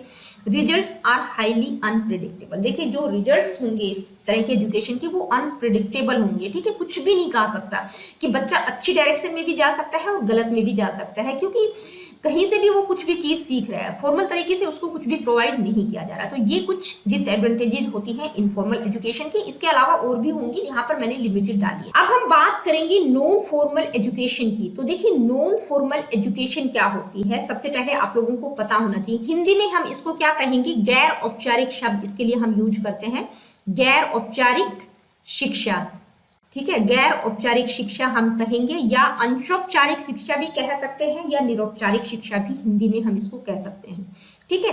तो नॉन फॉर्मल एजुकेशन क्या होती है? नॉन फॉर्मल एजुकेशन एक मिडवे होता है, किसके बीच में? फॉर्मल एजुकेशन और इनफॉर्मल एजुकेशन के बीच में एक मिडवे का काम करता है, यानी कि इसमें कुछ करैक्टरिस्टिक्स फॉर्मल एजुकेशन की भी देखने को मिलेंगी और कुछ इनफॉर्मल एजुकेशन की, यानी कि एक बीच का रास्ता हम कह सकते हैं। तो नॉन फॉर्मल एजुकेशन या जो गैर औपचारिक शिक्षा होती है वो किनके लिए होती है? जो बच्चे स्कूल में जाकर शिक्षा ग्रहण नहीं कर सकते, यानी कि स्कूल से बाहर की जो भी पॉपुलेशन है वो सब किस में आ जाएगी? नॉन फॉर्मल एजुकेशन में, यानी कि वो सभी जो है गैर औपचारिक या नॉन फॉर्मल एजुकेशन को ले सकते हैं। जैसे मास लिटरेसी हो गया, ठीक है, यानी कि जन साक्षरता या प्रौढ़ शिक्षा कार्यक्रम हम इसको कह सकते हैं। वोकेशनल ट्रेनिंग या लाइफ स्किल से रिलेटेड जो भी ट्रेनिंग्स होती हैं, यानी कि कम्युनिटी बेस्ड ऑर्गेनाइजेशन जो होते हैं वो इस तरह की एजुकेशन प्रोवाइड करते हैं। जैसे कोई पेंटिंग क्लास ज्वाइन कर रहा है, कोई कंप्यूटर की क्लास या टेक्नोलॉजी से रिलेटेड कुछ सीखना चाहता है, ठीक है, यानी कि स्किल बेस्ड एजुकेशन हम इसको कह सकते हैं। यानी कि बाहर से किसी भी ऑर्गेनाइजेशन के थ्रू जो है आप इस तरह की स्किल्स का डेवलपमेंट कर सकते हैं। जैसे पेंटिंग सीखना है, कुकिंग क्लास है, या स्विमिंग हो गया, या इस तरह की जो क्लासेस होंगी वो किस में आ जाएंगी, नॉन फॉर्मल एजुकेशन में। अब जो नॉन फॉर्मल एजुकेशन होती है वो सभी वर्गों के लिए हो सकती है, यानी कि किसी भी वर्ग और किसी भी एज ग्रुप का बच्चा यहाँ पर एडमिशन ले सकता है, चाहे वो बच्चा हो, प्रौढ़ हो, किशोर हो, कामकाजी महिलाएं या पुरुष हो, बेरोजगार हो, अनपढ़ हो, पढ़ा लिखा हो, ठीक है। तो वो सभी इसमें जाकर यहाँ से एजुकेशन ग्रहण कर सकते हैं, किसी प्रकार का कोई रिस्ट्रिक्शन नहीं है। तो मेन पॉइंट इसका क्या रहेगा कि भाई मेन बात क्या है कि इसमें फ्लेक्सिबिलिटी रहती है, लचीलापन होता है, रिजिडिटी नहीं होती। अगर हम एजुकेशन के एलिमेंट्स की बात करें, जैसे सिलेबस है, करिकुलम है, इंस्ट्रक्शन देने का माध्यम है, यानी कि अनुदेशन किस तरह से दिए जाएंगे, या जो इंस्ट्रक्शन दिए जाते हैं वो हिंदी में होंगे, इंग्लिश में होंगे, ठीक है, टाइम टेबल है, बच्चे के आने जाने का टाइम है, तो इनमें किसी प्रकार की कोई रिजिडिटी नहीं होती जैसा कि फॉर्मल एजुकेशन में होती है। तो एग्जांपल्स की अगर हम बात करें तो नॉन फॉर्मल एजुकेशन के एग्जांपल्स या एजेंसीज कौन कौन सी होंगी, तो इसमें क्या क्या आ जाएगा, vocational training programmes, adult literacy programme, correspondence education, distance learning, open learning. Provide कौन करता है, जितने भी ओपन स्कूल्स और ओपन यूनिवर्सिटीज होती हैं वो सभी नॉन फॉर्मल एजुकेशन प्रोवाइड करती हैं, ठीक है। इसके अलावा नॉन फॉर्मल एजुकेशन जैसे बहुत सारे, जैसे कॉन्वेंट स्कूल जहां पर मेरे बच्चे पढ़ते हैं वहां पर भी मैंने देखा कि उस स्कूल की जो सिस्टर्स होती है ना, जब फॉर्मल एजुकेशन पूरी हो जाती है बच्चों का, यानी कि 2 बजे के बाद कुछ बच्चे जो उस कम्युनिटी में रहते हैं, गरीब बच्चे हैं जो शिक्षा ग्रहण नहीं कर पा रहे हैं, तो उनके लिए वो जो है नॉन फॉर्मल एजुकेशन प्रोवाइड करती है, यानी कि उन बच्चों को बुलाकर वो पढ़ाती है, ठीक है। वहीं पर बाहर ग्राउंड में बैठाकर उन सभी बच्चों को बुलाकर पढ़ाती है। उन पर किसी प्रकार का कोई रिस्ट्रिक्शन नहीं होता कि भी आपको प्रॉपर यूनिफॉर्म में आना है, आपको बच्चे जरूरी नहीं है वो डेली भी आए, कोई एडमिशन लेना है, ऐसा कुछ रिस्ट्रिक्शन वहां पर किसी तरह का नहीं होता। इसके अलावा सोशल मीडिया पर भी आप लोगों ने बहुत सारी ऐसी वीडियोस देखी होंगी, जैसे कई बार हम दिल्ली में जाते हैं तो पुल के नीचे ही लोग जो है ब्लैक बोर्ड लगाकर बच्चों को पढ़ा रहे हैं, वो क्या है, वो नॉन फॉर्मल एजुकेशन के ही एग्जांपल्स हैं, ठीक है। किसी पेड़ के नीचे, यानी कि किसी ग्राउंड में जो है टीचर बच्चों को पढ़ा रही है, ब्लैक बोर्ड वहीं पर लगाकर, तो वो लोग ही इस तरह के कार्य कर सकते हैं जिनका उस चीज में इंटरेस्ट है, यानी कि किसी को इतना इंटरेस्ट है कि बच्चों को कुछ ना कुछ सिखाना चाहते हैं। तो ये सारे किसके एग्जांपल्स हैं, नॉन फॉर्मल एजुकेशन। अब हम बात करेंगे एडवांटेजेस और डिसएडवांटेजेस, या हम कह सकते हैं प्रोज और कॉन क्या होंगी नॉन फॉर्मल एजुकेशन की। तो सबसे पहले हम प्रोज या एडवांटेजेस की बात करते हैं, यानी कि इसकी जो लाभ होंगे वो कौन कौन से होंगे। It is an open ended educational system available both in public and private domains, यानी कि बिल्कुल ओपन एंडेड सिस्टम होता है। ओपन यूनिवर्सिटीज, ओपन स्कूल्स इस तरह की एजुकेशन प्रोवाइड करते हैं, किसी प्रकार का कोई रिस्ट्रिक्शन नहीं होता, यानी कि किसी भी एज ग्रुप या किसी भी सोसाइटी के या कोई भी एज ग्रुप के व्यक्ति या बच्चे यहाँ पर एडमिशन ले सकते हैं, ठीक है। तो फ्लेक्सिबिलिटी हम कह सकते हैं एक main point. It is no need to conduct regular examination, इस तरह की एजुकेशन सिस्टम में किसी प्रकार की कोई रेगुलर एग्जामिनेशन नहीं होती, जैसा कि फॉर्मल एजुकेशन में एकेडमिक सेशंस बने होते हैं, यानी कि फर्स्ट सेम में होगा, सेकंड सेमेस्टर होगा, इसके बाद इस तरह से, ठीक है। तो इस तरह का कोई रेगुलर एग्जामिनेशन वहां पर कंडक्ट नहीं की जाती। नेक्स्ट है diploma certificates and awards are not essential because it is generally a kind of skill development. देखिए इस तरह की एजुकेशन के लिए जो भी डिप्लोमा सर्टिफिकेट प्रोवाइड किए जाते हैं, जो फॉर्मल एजुकेशन में दिए जाते हैं, उनकी कोई आवश्यकता नहीं होती, क्योंकि एक तरह से स्किल्स का डेवलपमेंट हम कह सकते हैं। जैसे किसी को पेंटिंग सीखना है, कंप्यूटर सीखना है, तो स्किल्स के डेवलपमेंट के लिए जरूरी थोड़ा है कि आपको कोई डिग्री या डिप्लोमा भी मिले, ठीक है। तो एक तरह से स्किल का डेवलपमेंट हम इसमें कह सकते हैं। It involve the practical application of the theoretical knowledge obtain. जैसे फॉर्मल एजुकेशन में बच्चों को थ्योरेटिकल नॉलेज ज्यादातर प्रोवाइड की जाती है, तो एक तरह से प्रैक्टिकल एप्लीकेशन है उसका। ये प्रैक्टिकल क्यों है, क्योंकि यहाँ पर बच्चा जो है प्रैक्टिकली चीजें सीखता है, कोई भी व्यक्ति प्रैक्टिकली कुछ ना कुछ करके सीखता है, यानी कि स्किल्स को प्रैक्टिकली ही सीखना पड़ता है। अब बात करेंगे डिसएडवांटेजेस क्या होंगी नॉन फॉर्मल एजुकेशन की, तो क्या क्या हो सकती है भाई। No regular examination are conducted to evaluate the skill development. अब स्किल का डेवलपमेंट कितना हुआ, इसको इवेल्यूट करने के लिए बहुत जरूरी है एग्जामिनेशन कंडक्ट करना। पता तो चले कि भाई बच्चे में स्किल्स का डेवलपमेंट हुआ कि नहीं, जो चीजें उसने सीखी हैं। तो किसी भी तरह की कोई रेगुलर एग्जामिनेशन यहाँ पर कंडक्ट नहीं की जाती। ठीक है। High possibility of fake certifications through different institutions. देखिए अब दिल्ली या बॉम्बे जैसी जगह में या बहुत बड़े बड़े शहरों में क्या होता है, फेक सर्टिफिकेट दे दिए जाते हैं, लोग मतलब बुद्धू भी बना देते हैं, ठीक है, कि कोई ऑर्गेनाइजेशन इस तरह के होते हैं जो फेक सर्टिफिकेट दे देते हैं कि किसी भी मतलब जैसे किसी ने 1 साल का कोर्स किया और उसके बाद उसने देखा कि वो जो डिग्री या डिप्लोमा उसको मिला है वो तो फेक है, ठीक है। तो ये पॉसिबिलिटी इसमें रहती है। स्टैंडर्डाइजेशन की कमी रहती है। Non formal education programmes may not have the same level of resources and funding as formal education systems which can limit the quality of education provided. अब देखिए फॉर्मल एजुकेशन में तो जो भी फंडिंग रिसोर्सेज होते हैं वो सभी तरह के अवेलेबल होते हैं, लेकिन नॉन फॉर्मल में इस तरह की कोई रिसोर्सेज या फंडिंग वगैरह होती नहीं है, तो जो क्वालिटी ऑफ एजुकेशन होती है वो बहुत अच्छी नहीं होती। क्वालिटेटिव एजुकेशन यहाँ पर प्रोवाइड नहीं की जाती, इनकंसिस्टेंसी रहती है। क्यों रहती है? क्योंकि कंसिस्टेंस होकर कोई भी बच्चा सीख नहीं पा रहा है, कभी आ रहा है, कभी जा रहा है, कभी नहीं आ रहा, कोई एग्जामिनेशन नहीं है, तो क्या है, इनकंसिस्टेंसी रहती है। तो ये थी एडवांटेजेस और डिसएडवांटेजेस क्या होंगी नॉन फॉर्मल एजुकेशन की। तो नॉन फॉर्मल एजुकेशन बहुत ही इंपॉर्टेंट है, इससे रिलेटेड क्वेश्चन आपको DSSB PRT में पक्का देखने को मिल सकता है, क्योंकि आप लोगों को जैसे कोई एग्जाम्पल दे दिया जाएगा, जैसे डिस्टेंस लर्निंग दे दिया या कोर्सपोंडेंस कोर्स दे दिया या वोकेशनल ट्रेनिंग प्रोग्राम की बात कर ली, तो कोई भी किसी भी तरह का एग्जांपल आपको दे देंगे और आपसे पूछा जा सकता है कि भाई ये कौन सी एजेंसी है एजुकेशन की या कौन सा टाइप होगा, ठीक है। तो एग्जांपल आप बिल्कुल ध्यान में रखिएगा कि फॉर्मल एजुकेशन के क्या होंगे, इनफॉर्मल के क्या होंगे, नॉन फॉर्मल के क्या होंगे। अब आज की इस वीडियो में हम एक टॉपिक और डिस्कस करेंगे, वो दूसरा टॉपिक क्या है, discrimination between education, training, instruction, schooling and indoctrination, यानी कि इन सारी टर्म्स में क्या डिफरेंस होगा, ठीक है, इनमें क्या डिस्क्रिमिनेशन है। कई बार क्या होता है, इन टर्म्स को इंटरचेंज करके यूज कर लिया जाता है। तो सबसे पहले हम बात करेंगे एजुकेशन की, बात करेंगे कि भाई एजुकेशन क्या होती है और एजुकेशन से ये सारे टर्म्स एक दूसरे से किस तरह से डिफरेंट है। तो सबसे पहले हम बात करेंगे एजुकेशन की। तो देखिए एजुकेशन क्या होती है और एजुकेशन जो है किस तरह से इन सारे टर्म से डिफरेंट है, यानी कि ट्रेनिंग, इंस्ट्रक्शन, स्कूलिंग और इंडोक्ट्रिनेशन, ये सारी एक ही टर्म नहीं है, हम इनको इंटरचेंज करके यूज नहीं कर सकते क्योंकि सभी का कॉन्सेप्ट डिफरेंट है, सभी का इम्प्लीकेशन डिफरेंट है, ठीक है।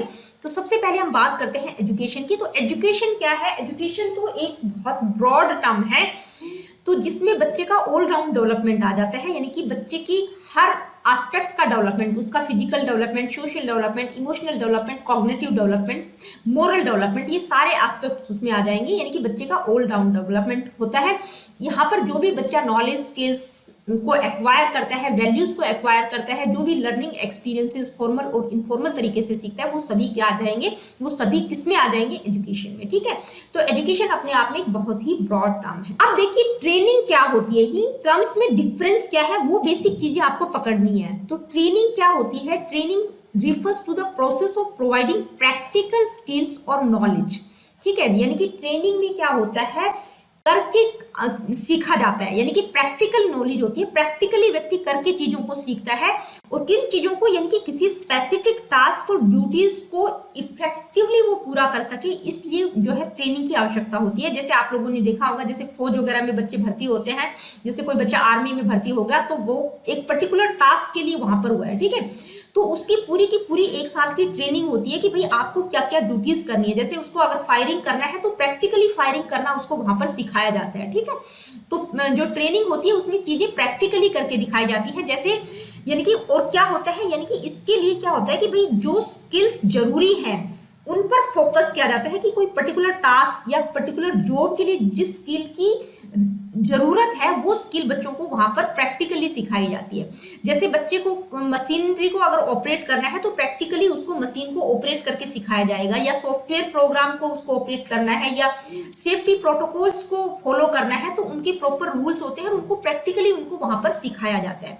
तो ट्रेनिंग का मतलब प्रैक्टिकल स्किल्स या नॉलेज यहाँ पर इंडिविजुअल को दी जाती है। इसके बाद है इंस्ट्रक्शन। देखिए इंस्ट्रक्शन का मतलब क्या होता है, इंस्ट्रक्शन जैसे मैं आप लोगों को अभी इंस्ट्रक्शन दे रही हूँ कि भाई आपका DSSB PRT का जो एग्जाम पैटर्न होगा वो ये होगा, ठीक है, उसमें ये टाइम होगा, इस तरह का पेपर होगा, 2 सेक्शन होंगे, ये सब क्या है, ये सब इंस्ट्रक्शन है। तो इंस्ट्रक्शन क्या होता है, instruction refers to the process of conveying information और knowledge to an individual to help them understand a particular concept और सब्जेक्ट। देखिए इंस्ट्रक्शन किससे रिलेटेड है, किसी कॉन्सेप्ट और सब्जेक्ट के बारे में इंस्ट्रक्शन देना, लेकिन ट्रेनिंग किससे रिलेटेड है, किसी स्पेसिफिक जॉब और किसी पर्टिकुलर टास्क से रिलेटेड है। ये डिफरेंस आपको देखने को मिलेगा जब आपको क्वेश्चंस मिलेंगे, इसलिए मैं आपको फोकस करके बता रही हूँ, ठीक है। यानी कि इंस्ट्रक्शन हम किसके बारे में देते हैं, किसी पर्टिकुलर कॉन्सेप्ट को क्लियर करने के बारे में मैं आप लोगों को इंस्ट्रक्शन दे रही हूँ, या कोई सब्जेक्ट स्पेसिफिक नॉलेज दे रही हूँ, तो वहां पर मैं आप लोगों को बता रही हूँ कि इस सब्जेक्ट में क्या क्या रहेगा उससे रिलेटेड। तो इंस्ट्रक्शन देने का तरीका या फॉर्मेट क्या हो सकता है, भी मैं लेक्चर के द्वारा आपको दे सकती हूँ, प्रेजेंटेशन के द्वारा आपको समझा सकती हूँ, या डेमो दे सकती हूँ, ठीक है। तो इस तरह से हम इंस्ट्रक्शंस को दे सकते हैं। नेक्स्ट क्या है, नेक्स्ट है स्कूलिंग। तो स्कूल किस तरह से डिफरेंट है, स्कूल का मतलब क्या होता है, स्कूलिंग का मतलब क्या होता है। Schooling refers to the formal education provided by educational institutions such as school, colleges, universities. देखिए स्कूलिंग का मतलब जो फॉर्मल एजुकेशन हम स्कूल, कॉलेजेस और यूनिवर्सिटीज में ग्रहण करते हैं, तो वो क्या है, वो एक फॉर्मल तरीके से हम चीजें सीख रहे हैं, तो वो किसके अंतर्गत आएंगे, स्कूलिंग, ठीक है। तो स्कूलिंग में क्या होता है, एक टिपिकल जो है रूल फॉलो करना होता है, यानी कि सब कुछ फॉर्मल तरीके से होता है, उसका एक प्रॉपर स्टैंडर्डाइज करिकुलम होता है, बच्चों को सिखाया जाता है, वो ट्रेंड हम नहीं कहेंगे, यहाँ पर हम प्रोफेशनल शब्द यूज करेंगे। प्रोफेशनल टीचर्स और इंस्ट्रक्टर्स जो होते हैं उनके द्वारा जो कुछ सिखाया जाता है, यानी कि जो टीचर और इंस्ट्रक्टर होते हैं वो क्या होते हैं, प्रोफेशनल्स होते हैं। स्कूल का प्राइमरी ऑब्जेक्ट क्या होगा, यानी कि बच्चों को एकेडमिक अचीवमेंट और फ्यूचर कैरियर के लिए यहाँ पर प्रिपेयर किया जाता है, ताकि फ्यूचर में वो अपना कुछ काम कर सके, ठीक है। इस तरह की एकेडमिक नॉलेज यहाँ पर बच्चों को दी जाती है। तो देखिए यहाँ पर जो ये कॉन्सेप्ट्स हम कर रहे हैं ना, तो ये आपके जो स्टूडेंट्स बीएड कर रहे हैं वहां पर भी आपसे शॉर्ट नोट में पूछा जाता है, यानी कि 4 नंबर का क्वेश्चन पूछ लिया जाता है कि भी इंडोक्ट्रिनेशन या स्कूलिंग या इंस्ट्रक्शन या एजुकेशन के ऊपर एक शॉर्ट नोट लिखिए, ठीक है। तो अब हम बात करेंगे इंडोक्ट्रिनेशन, बहुत ही इंपॉर्टेंट है। इंडोक्ट्रिनेशन को हिंदी में हम क्या कहते हैं, मतारोपण या प्रतिपादन हम इसको कह सकते हैं, मतारोपण, ठीक है। मतारोपण शब्द इसके लिए हम यूज करेंगे। इंडोक्ट्रिनेशन में क्या होता है, एक एग्जाम्पल से मैं आप लोगों को समझाती हूँ, यानी कि अपने मत को किसी के ऊपर थोप देना, यानी कि आपका जो सेट ऑफ बिलीफ्स या आइडियाज है, आपके जो वैल्यूज हैं, या आपका जो मतलब जो भी बिलीफ सिस्टम है, उसको किसी दूसरे के ऊपर यूं का यूं थोप देना कि भी आपको बिल्कुल ऐसे का ऐसा करना है। आप कुछ क्वेश्चन इसके बारे में नहीं कर सकते, कोई चैलेंज नहीं कर सकते, आपको जो कुछ बताया गया है उसको ऐसे ही फॉलो करो। जैसे कई बार क्या होता है, पेरेंट्स, जैसे मैं भी अपने बच्चों को कई बार कहती हूँ बेटा आप वहां पर नहीं जाएंगे, ठीक है। अगर बच्चा क्वेश्चन करता है तो मैं कहती हूँ नहीं, इसके लिए कोई क्वेश्चन नहीं, कुछ आर्गुमेंट नहीं, कोई चैलेंज नहीं, आपको बस मैंने बता दिया है, आपको फॉलो करना है। तो ये क्या है, ये इंडोक्ट्रिनेशन है, यानी कि मैं अपना मत अपने बच्चों के ऊपर थोप रही हूँ, इम्पोज कर रही हूँ, ठीक है। तो इस तरह की जो चीजें होती हैं, इंडोक्ट्रिनेशन मतलब कहाँ पर होता है ज्यादातर, एक तो रिलीजियस और पॉलिटिकल जो ऑर्गेनाइजेशन होता है वहां पर आप लोगों को देखने का मिलेगा, क्योंकि जैसे रिलीजियस ग्रुप होते हैं ना, अलग अलग होते हैं। जैसे आप अगर ब्रह्मा कुमारी इसकी हम बात करें तो उनके अपना एक अलग बिलीफ सिस्टम है, दूसरे ऑर्गेनाइजेशन का अपना अलग है, या किसी तीसरे का अलग है, ठीक है। हम किसी पर्टिकुलर का नाम यहाँ पर नहीं लेंगे। तो उनके जो भी रूल, जो भी मतलब सेट ऑफ बिलीफ, जो भी आइडियाज हैं, वो लोगों को बताते हैं कि आपको इन सारी चीजों को फॉलो करना है। इसी तरह से जो पॉलिटिकल ऑर्गेनाइजेशन होते हैं वो भी अपनी चीजें, यानी कि किसी एक पर्टिकुलर पार्टी जो होती है या पॉलिटिकल ऑर्गेनाइजेशन होता है, जैसे बीजेपी है या आम आदमी, तो उनके अपनी जो सेट ऑफ बिलीफ्स होते हैं वो उनके लोगों को पूरा का पूरा फॉलो करना पड़ता है। वहां पर वो किसी प्रकार का कोई क्वेश्चन नहीं कर सकते, कोई चैलेंज नहीं कर सकते, ठीक है। उनको बस अंधा अनुकरण उस चीज का करना पड़ता है। तो ये सारी जो टर्म्स हैं, education, training, instruction, schooling, indoctrination, ये सारी जो है मिलती जुलती टर्म है, लेकिन सभी का अपना अलग इम्प्लीकेशन, अलग कॉन्सेप्ट है, ठीक है। अलग मतलब उसका एक अलग कॉन्सेप्ट है, उसको आप इंटरचेंज करके यूज नहीं कर सकते। तो आज की वीडियो में इतना ही। अगली वीडियो में हम जो है साइकोलॉजी को स्टार्ट करेंगे, यानी कि कॉन्सेप्ट ऑफ साइकोलॉजी को करेंगे। तो मिलती हूँ आप लोगों से अपनी अगली वीडियो में। Really good, take care of yourself. देखिए वीडियोस अगर आप लोगों की इंफॉर्मेटिव है, हेल्पफुल है, तो please like, share and do subscribe the education classes. किसी प्रकार का क्वेश्चन, क्वेरीज या फीडबैक आप मुझे देना चाहते हैं, do comment in the comment section.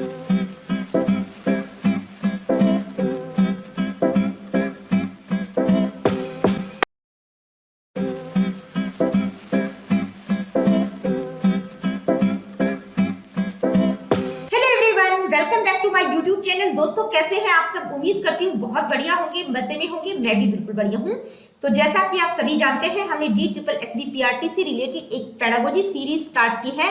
तो उसी सीरीज में ये आज हमारा जो है 3rd लेक्चर रहेगा, यानी कि PRT में जो 100 नंबर की पेडागोजी आप लोगों से पूछी जाएगी, जो सब्जेक्ट स्पेसिफिक सेक्शन रहेगा, उससे रिलेटेड एक सीरीज स्टार्ट की हुई है। तो पिछले वीडियो में हमने जो पहला टॉपिक हमारा था कॉन्सेप्ट ऑफ एजुकेशन, उसको हमने बिल्कुल डिटेल में किया था। उसके बाद हमने टाइप्स ऑफ एजुकेशन, यानी कि एजुकेशन का जो टॉपिक था बिल्कुल कंप्लीटली मैंने करवा दिया है। तो आज की जो ये वीडियो रहेगी, जो एजुकेशन का टॉपिक हमने कंप्लीट किया है उससे रिलेटेड कुछ इंपॉर्टेंट एमसीक्यूज को डिस्कस करेंगे। जो एमसीक्यूज होंगे उसमें सिर्फ और सिर्फ एजुकेशन से रिलेटेड एमसीक्यूज होंगे। Concept of education, types, discrimination, किसके बीच में discrimination, education, training, instruction, schooling और इंडोक्ट्रिनेशन, इन सभी टॉपिक से रिलेटेड एमसीक्यूज को आज के इस वीडियो में हम डिटेल में डिस्कस करेंगे। तो चलिए स्टार्ट करते हैं। Let me see what is the first question. Question क्या है? Which of the following terms refers to the process of acquiring knowledge, skills, values and attitude, यानी कि जिसके द्वारा हम नॉलेज, स्किल्स, वैल्यूज और एटीट्यूड को एक्वायर करते हैं, उस प्रोसेस को क्या कहा जाता है? क्या कहा जाता है? ट्रेनिंग, एजुकेशन, इंस्ट्रक्शन या स्कूलिंग। तो ये सारी की सारी टर्म्स मैंने आप लोगों को क्लियर की है। तो क्या होता है जिसके द्वारा हम नॉलेज, स्किल्स, वैल्यूज और एटीट्यूड, यानी कि जिसके द्वारा बच्चे का ऑलराउंड डेवलपमेंट होता है, तो वो कौन सी टर्म होगी? आपका आंसर होगा एजुकेशन। आज के इस वीडियो में मैंने क्वेश्चंस हिंदी में ट्रांसलेट करके नहीं डाले, क्योंकि क्वेश्चंस के जो स्टेटमेंट है ना बहुत ही ईजी थी, तो इसलिए मैंने हिंदी में एड ऑन नहीं किया। Okay, let me see what is the second question. Which of the following types of education is based on structured curriculum and is provided in formal settings such as school and colleges? देखिए वो कौन सा, यानी कि education का कौन सा type होगा जिसमें हम स्ट्रक्चर्ड करिकुलम, यानी कि जिसमें करिकुलम बिल्कुल स्ट्रक्चर्ड होता है और फॉर्मल सेटिंग्स में एजुकेशन दी जाती है, जो एजुकेशन स्कूल और कॉलेजेस में प्रोवाइड की जाती है, तो वो कौन सा टाइप होगा एजुकेशन का? फॉर्मल, नॉन फॉर्मल, इनफॉर्मल या नन ऑफ द अबव। तो फॉर्मल सेटिंग में एजुकेशन जो दी जाती है वो कौन सी होती है? Formal education. तो आपका आंसर क्या होगा? Formal education. नेक्स्ट क्वेश्चन क्या है, आइए देखते हैं। Which of the following terms refers to the process of learning specific skills or techniques to perform a job or task? देखिए उस प्रोसेस को क्या कहा जाता है जिसमें कोई स्पेसिफिक स्किल्स या कोई जॉब और टास्क को परफॉर्म करने की कुछ टेक्निक्स सीखी जाती हैं। ठीक है, यानी कि जॉब और टास्क से रिलेटेड कुछ परफॉर्म करने के लिए हम टेक्निक्स को सीखते हैं, तो उस प्रोसेस को क्या कहा जाता है? क्या कहा जाता है? एजुकेशन, ट्रेनिंग, इंस्ट्रक्शन या स्कूलिंग। तो क्या होगा आपका आंसर? आपका आंसर होगा ट्रेनिंग, यानी कि कोई पर्टिकुलर स्किल या पर्टिकुलर जॉब या टास्क को करने के लिए हम जो टेक्निक सीखते हैं तो उसको क्या कहा जाता है? Training. Next question, which of the following terms refers to the process of providing information or teaching a specific topic or subject? देखिए किसी के बारे में कुछ इंफॉर्मेशन प्रोवाइड करना या किसी टॉपिक या सब्जेक्ट के बारे में कुछ पढ़ाना, कुछ टीच करना, तो उस प्रोसेस के लिए कौन सी टर्म यूज की जाएगी? यानी कि उसके लिए जब हम किसी टॉपिक के बारे में कुछ पढ़ाते हैं, ठीक है, जैसे मैं बच्चों को पढ़ा रही हूँ लेक्चर मेथड या प्रेजेंटेशन के द्वारा, तो वो कौन सा प्रोसेस होगा? एजुकेशन, ट्रेनिंग, इंस्ट्रक्शन या स्कूलिंग। तो क्या होगा? यानी कि कोई सब्जेक्ट या कोई टॉपिक के बारे में कुछ पढ़ाना, कुछ बताना, ठीक है, तो वो क्या होता है? वो होता है इंस्ट्रक्शन। किसी सब्जेक्ट या टॉपिक के बारे में हम क्या देते हैं? इंस्ट्रक्शंस देते हैं। नेक्स्ट क्वेश्चन क्या है, आइए देखते हैं। नेक्स्ट क्वेश्चन है, which of the following terms refers to the process of attending a school और रिसीविंग फॉर्मल एजुकेशन? देखिए स्कूल को अटेंड करना या फॉर्मल एजुकेशन को रिसीव करना, तो उस प्रोसेस को क्या कहा जाता है? एजुकेशन तो हम नहीं कहेंगे, क्योंकि एजुकेशन में तो तीनों तरह की एजुकेशन आ जाती है, फॉर्मल, इनफॉर्मल, नॉन फॉर्मल। ठीक है, ट्रेनिंग किसी पर्टिकुलर टास्क या जॉब के प्रति दी जाती है, किसी के बारे में, जैसे आर्मी की ट्रेनिंग हो गई या किसी और चीज की या मशीनरी की या कोई सॉफ्टवेयर की ट्रेनिंग हो गई। इंस्ट्रक्शन क्या होता है? कोई पर्टिकुलर टॉपिक या कोई सब्जेक्ट को जब हम टीच करते हैं तो वहां पर हम बच्चों को इंस्ट्रक्शन देते हैं। तो जब फॉर्मल सेटिंग से स्कूल को अटेंड किया जाता है तो उसको हम क्या कहते हैं? स्कूलिंग। ठीक है, आपका आंसर क्या होगा? स्कूलिंग। नेक्स्ट क्वेश्चन क्या है, आइए देखते हैं। Which of the following terms refers to the process of teaching someone to accept a particular set of beliefs without questioning them? देखिए जब कुछ पढ़ाया जाता है तो वहां पर बिना किसी क्वेश्चन के जो भी सेट ऑफ बिलीफ है, जो भी किसी व्यक्ति के मत हैं, जो भी बिलीफ सिस्टम है, उसको हम एज इट इज स्वीकार कर लेते हैं बिना किसी क्वेश्चन के, बिना किसी आर्गुमेंट के। तो उस प्रोसेस को क्या कहा जाता है? अगर आपने डिस्क्रिमिनेशन वाला पोर्शन अच्छे से समझा होगा तो आप क्विकली आंसर कर पाएंगे, एजुकेशन, ट्रेनिंग, इंस्ट्रक्शन या indoctrination.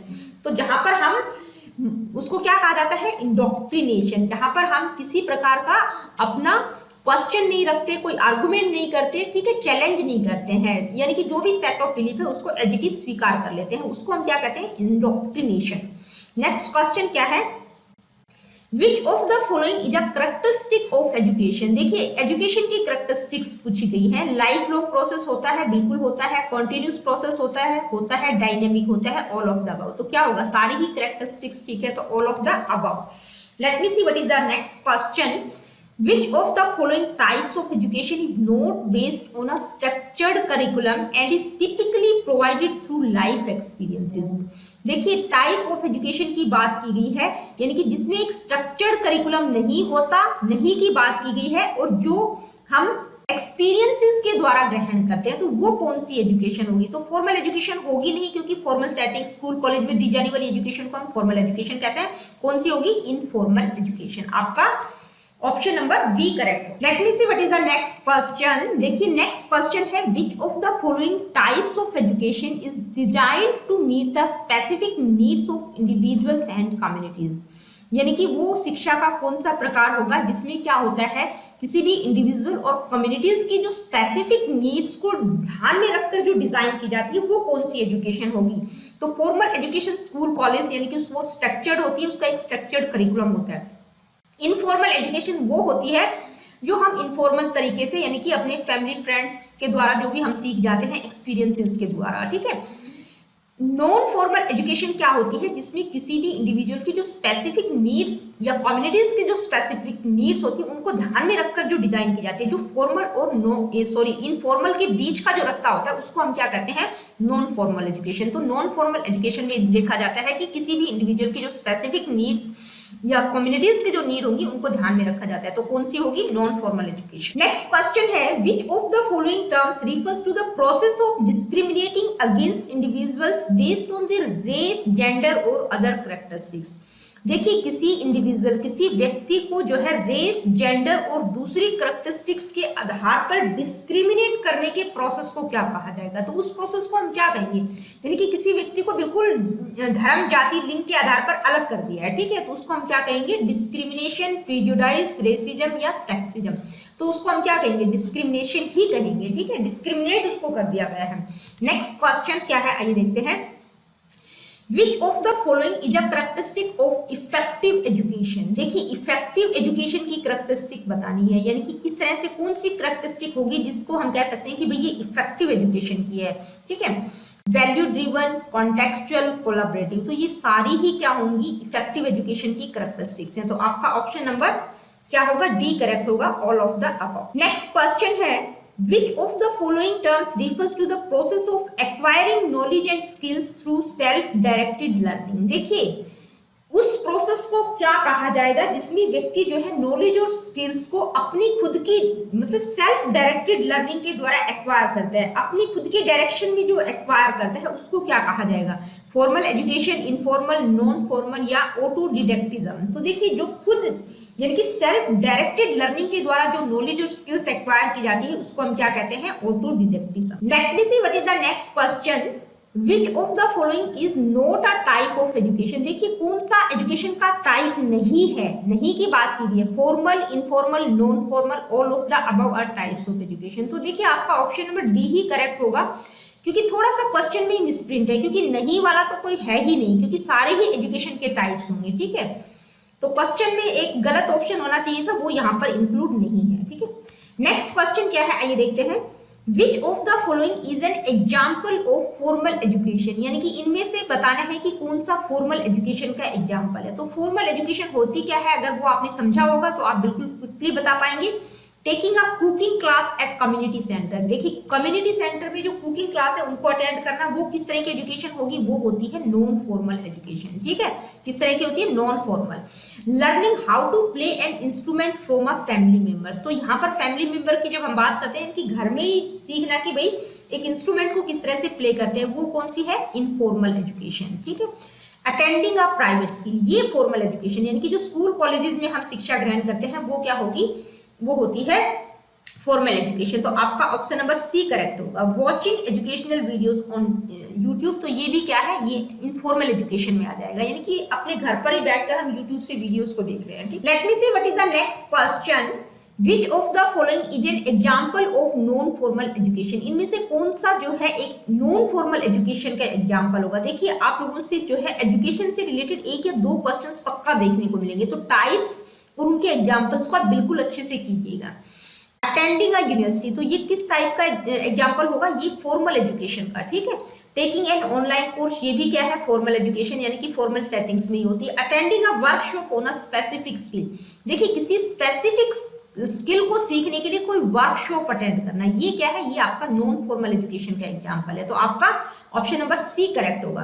Attending a regular high skill, ये भी किस का एग्जाम्पल है, फॉर्मल एजुकेशन का। नेक्स्ट क्वेश्चन क्या है, आइए देखते हैं। देखिए ये जो क्वेश्चन है ये पहले आपकी पीआरटी में आ चुका है, ठीक है। The word education is derived from which Latin word, यानी कि जो एजुकेशन शब्द है वो लैटिन भाषा की कौन से शब्द से डेराइव हुआ है। तो यहाँ पर आपको ऑप्शंस दे रखे हैं, एजुकेशियो, एडुकेयर, एडुकेट, एडुकेटस। तो कौन से वर्ड से, यहाँ पर देखिए 3 वर्ड हमने पढ़े थे, एडुकेयर, एडुशियर और एडुकेटम। तो इनमें से कोई भी अगर आपको मिले तो वहां पर आप आंख बंद कर टिक कर सकते हैं। तो इनमें उनमें से कौन सा है, एडुकेयर, ठीक है, एडुकेयर शब्द से निकला है। Late me see what is the next question, which of the following is not a type of education, यानी कि इनमें से कौन सा एजुकेशन का एक टाइप नहीं है, फॉर्मल, इनफॉर्मल, नॉन फॉर्मल या वर्चुअल। तो देखिए ये तीनों ही एजुकेशन के टाइप हैं, कौन सा नहीं है, वर्चुअल एजुकेशन। हालांकि वर्चुअल एजुकेशन जो है कोरोना टाइम में बहुत ज्यादा पॉपुलर रही है, ठीक है। वर्चुअल एजुकेशन होती क्या है वो हम समझते हैं। ये नेक्स्ट ही क्वेश्चन आ गया है, what is the definition of virtual education, आपको पता होना चाहिए, क्योंकि वर्चुअल एजुकेशन का मतलब जो आभासी शिक्षा होती है उसको आप कैसे परिभाषित करेंगे, उसकी डेफिनेशन क्या होगी। Education that is provided through online platforms and technology. तो वर्चुअल एजुकेशन होती क्या है, यानी कि जो ऑनलाइन प्लेटफॉर्म्स और टेक्नोलॉजी के द्वारा प्रोवाइड की जाती है वही होती है वर्चुअल एजुकेशन, जो कि अभी कोरोना काल में हम सभी ने वर्चुअल एजुकेशन को देखा, यानी कि बच्चों को किस तरह से एजुकेशन दी जा रही थी, वर्चुअल एजुकेशन। तो आपका ऑप्शन नंबर 1 ही करेक्ट होगा, ठीक है। नेक्स्ट क्वेश्चन क्या है, आइए देखते हैं। In what century did the term education first appear in English, यानी कि कौन सी सेंचुरी में जो है ये एजुकेशन शब्द सबसे पहले अपीयर हुआ था, 12th, 14th, 16th या 18th। तो कौन सी सेंचुरी में हुआ था, 16th में, ठीक है। नेक्स्ट क्वेश्चन है, the word educate come from the Latin word Educare which means, देखिए जो एजुकेट शब्द है वो लैटिन भाषा की एडुकेयर शब्द से निकला है। तो ये जो एडुकेयर शब्द है इसका मतलब क्या है, तो ये मैंने पहली ही स्लाइड में जो पहला लेक्चर था उसी में आपको डिस्क्राइब किया था, यानी कि जब शिक्षा का शाब्दिक दृष्टिकोण हमने डिस्कस किया था उसमें हमने किया था। तो इस क्वेश्चन का जो आंसर होगा वो आप मुझे कमेंट करके बताएं। तो दोस्तों आज की वीडियो में इतना ही, अगली वीडियो में हम साइकोलॉजी का कॉन्सेप्ट डिस्कस करेंगे। तो मिलती हूँ आप लोगों से अपनी अगली वीडियो में। Really good, take care of yourself.